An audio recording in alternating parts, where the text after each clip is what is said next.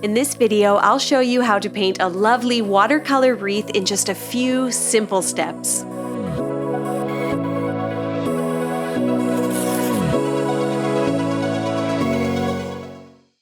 Hello my friends, welcome back. My name is Shayda, and on this channel I try to make art approachable for everyone. You're going to find this wreath painting so doable. First up, here are the supplies. We're using cold pressed 140 pound paper, a round paintbrush, I'm using a number 4, some watercolor paints, 2 glasses of clean water plus paper towel for blotting your brush, and that's it.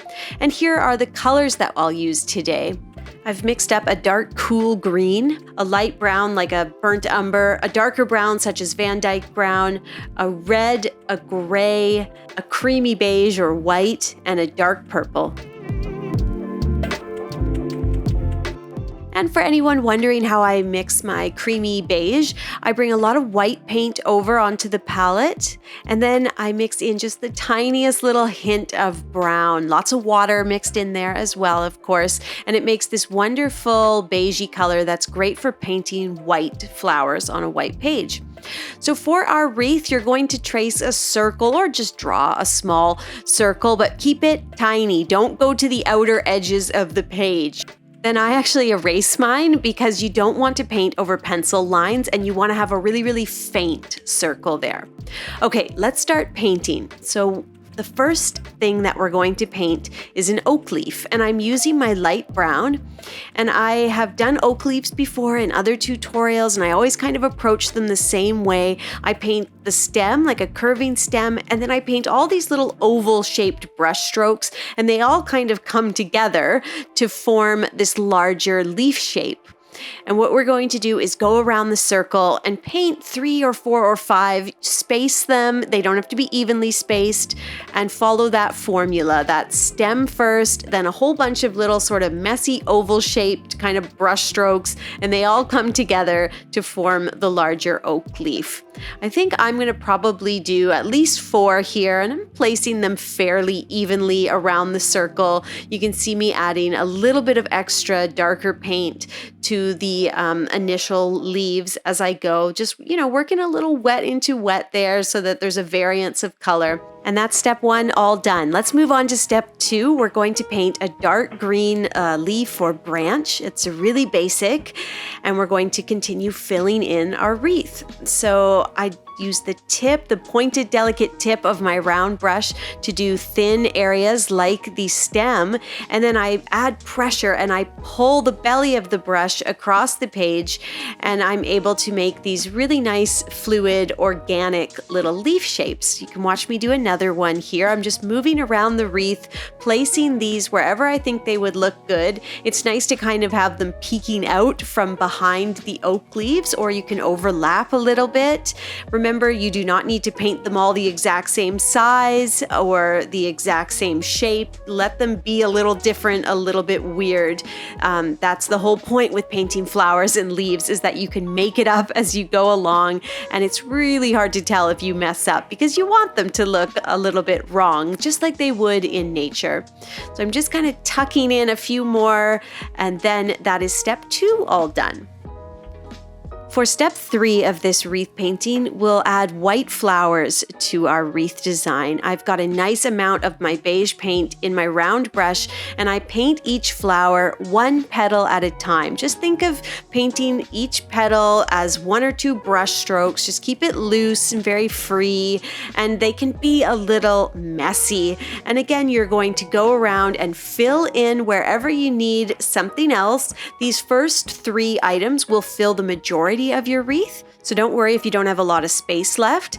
And then the next 3 items, 2 berries and a small leaf, will kind of add to the entire design, and that's exactly what you see me doing here.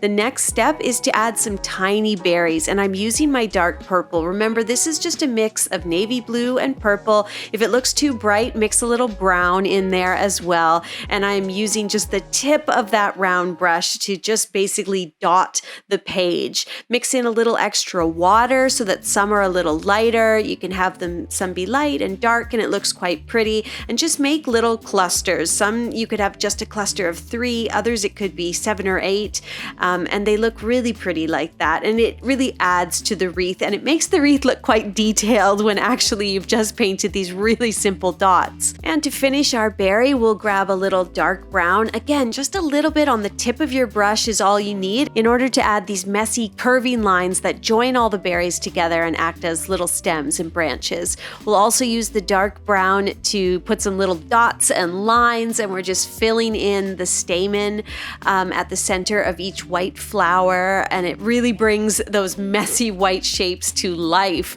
And before we're done with that dark brown, we'll also add some little dark brown leaves to the wreath. And they're sort of the leaves that go with the flower. I always like to, when I'm doing an arrangement, say like, okay, this white flower has brown leaves and this pink flower has blue leaves. So these are the leaves that I picture accompanying those white flowers. So I'm focusing on placing them around the flower and also adding some maybe little branches and stems to some of the white flowers if there's space for that, but I'll also tuck the brown leaves wherever I think a couple might look good.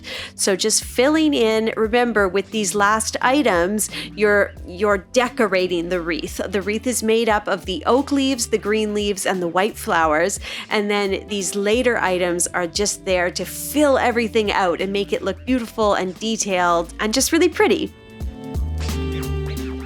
So we've just got a couple more simple steps. First, we're going to add some red berries. I want to add just a little more color to this wreath. I thought this is going to be viewed in October, November, December. So I wanted it to be a little bit autumn, but also a little bit winter. And I think the red berry really says winter. And then the last thing that I'm going to do to bring this wreath to life is just to take that dark brown and add some veining on those leaves. It just gives them that extra little bit of detail. And then the way you're going to finish this is just to look at the wreath and say, is there anywhere else that is needing a leaf or a little berry or a flower? Do I have a little bald spot? It helps to flip the painting upside down. It just allows you to look at it with fresh eyes. You can also look at it in a mirror, and that will help you say, oh, that spot is a little unbalanced. I'm going to put a little berry there. I found a few spots on mine where I thought, oh, I could put another little flower, or sometimes you can even just put like one brush stroke. It just sort of hints at a flower or a leaf, or put a little line. It's like a twig. And then I was pretty much all done. That is my winter wreath painting. If you follow these steps, I think you'll find it super easy and achievable. Thanks for watching, guys. Hit that subscribe button, and I'll see you soon with a new tutorial.